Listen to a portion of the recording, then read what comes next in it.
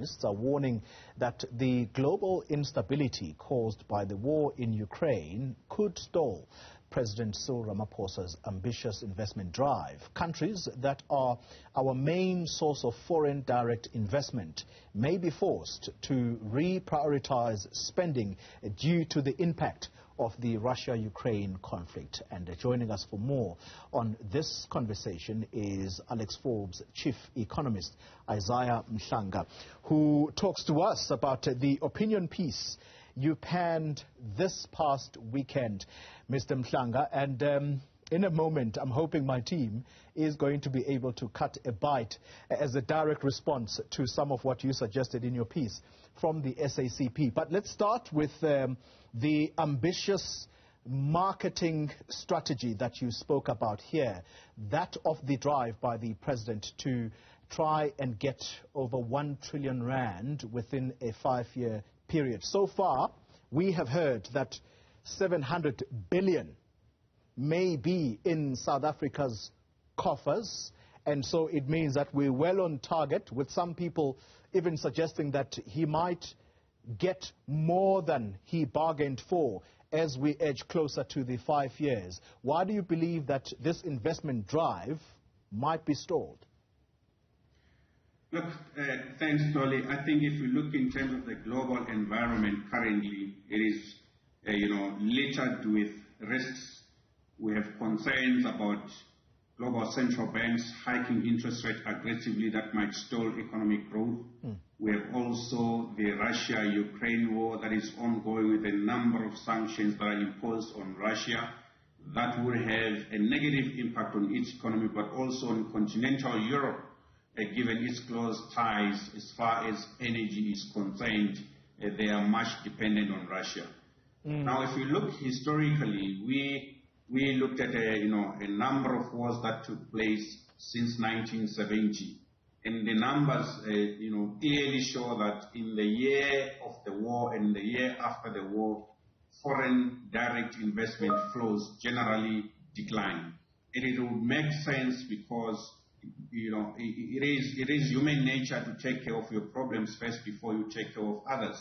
So Europe will likely be involved in funding Ukraine, and after the war it would likely be involved in trying to help Ukraine rebuild. So as a result, it's likely to divert some of the investment pledges that they would have made before the war towards rebuilding Ukraine. And therein lies the risk for countries such as South Africa not to receive foreign direct investment flows as they were initially expected, simply because the conditions have shifted.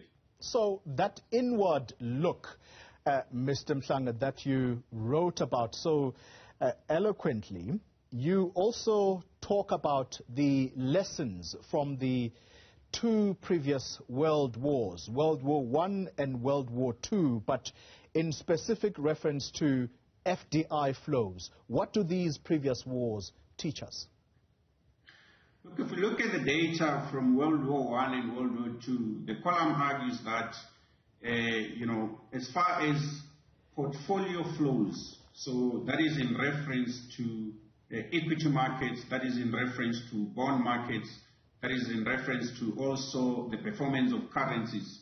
It says that countries that have taken a neutral position as far as wars are concerned, they have tended to be winners, which means they experience better performance in their equity markets. They also experience better performance in bond markets and currency markets, which is in reference to the current position that have been taken by the South African government. So we wanted to see what will be the impact when the war eventually ends. So that historical precedent says we are likely to be winners given the position that have been taken. So here we're not trying to take a morality view. We simply say, what do the numbers tell us as far as countries that have taken a neutral position in wars are concerned?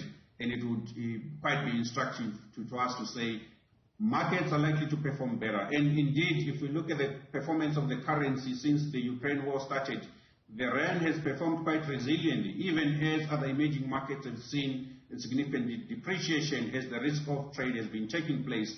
Yes, there are commodity prices that are that have helped, but again, the historical precedent in other countries tells us that it might also be a view of investors that these countries that have been neutral, they're likely to perform better, therefore let's put our funds in there. Sure. Let's then talk about something else that you have raised, and I think you've just touched on it now. South Africa's neutral position in the Russia-Ukraine conflict, and you are warning that this neutral position we have taken will likely come with economic risks. What are you referring to in particular there?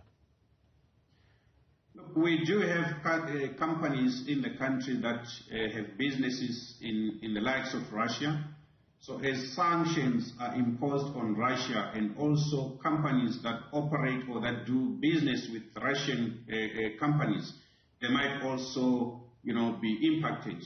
So that is the risk that we are highlighting, to say, given that we have had a neutral position and the sanctions that are being imposed by the West on Russian companies, it might also spill over to those corporates that are in the country that do business with Russian companies, which will then negatively impact their operations.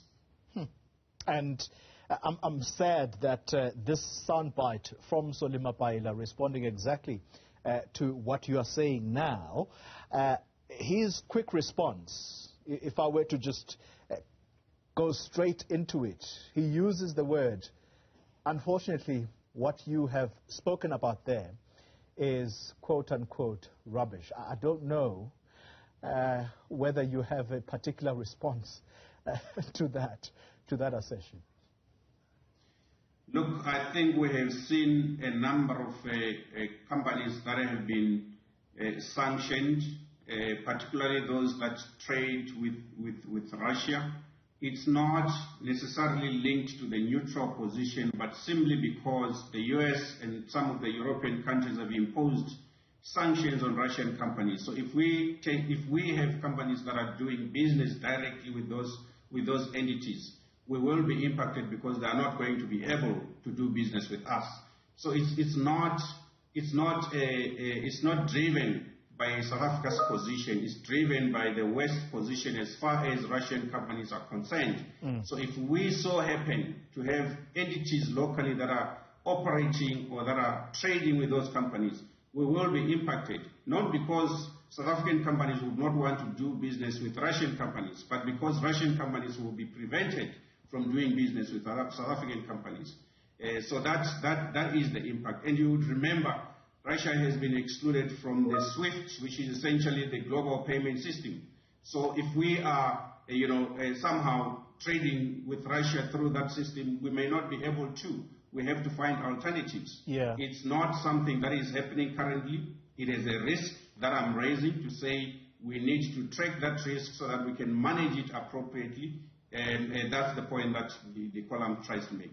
Mr. Mhlanga, I think I am in luck because the bite from Solima Paila responding directly to what you are saying now, that bite is ready. Let's just have a listen before I throw my final question to you.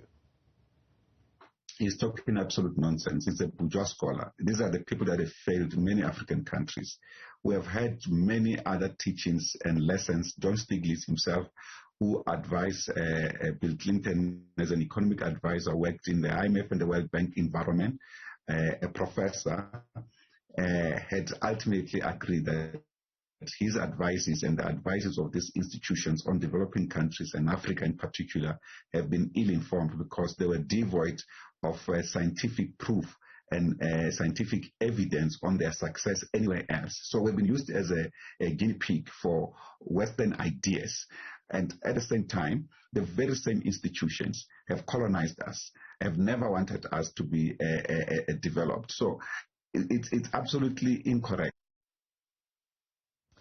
Mr. Mhlanga, let me do it this way, because I want us to conclude this conversation with this conversation somewhat crystallized. And I hope the next quotation from the U.S. President Joe Biden will help crystallize what I think is your argument here. And he said right at the start of this war, I think it was on the night of the 24th of February, and I quote now, "Any nation that countenances Russia's naked aggression against Ukraine will be stained by association.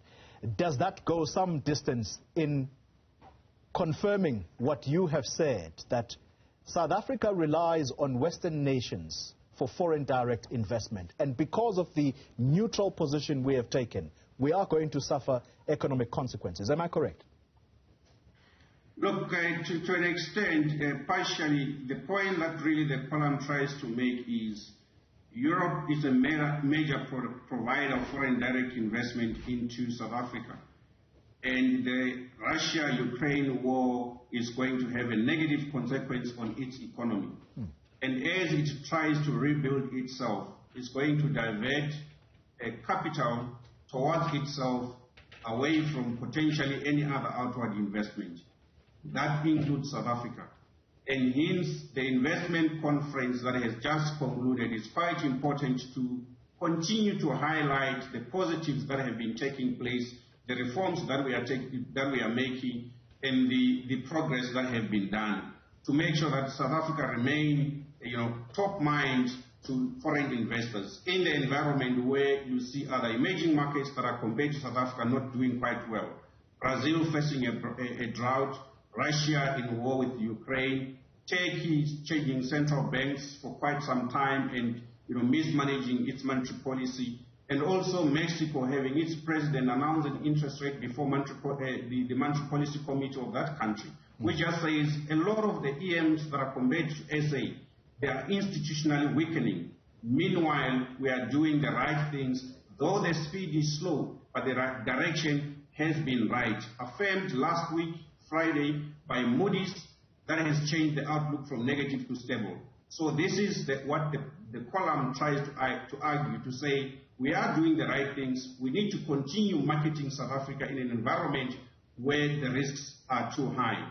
But the war in Ukraine, through Europe, might delay the investment flows into the country.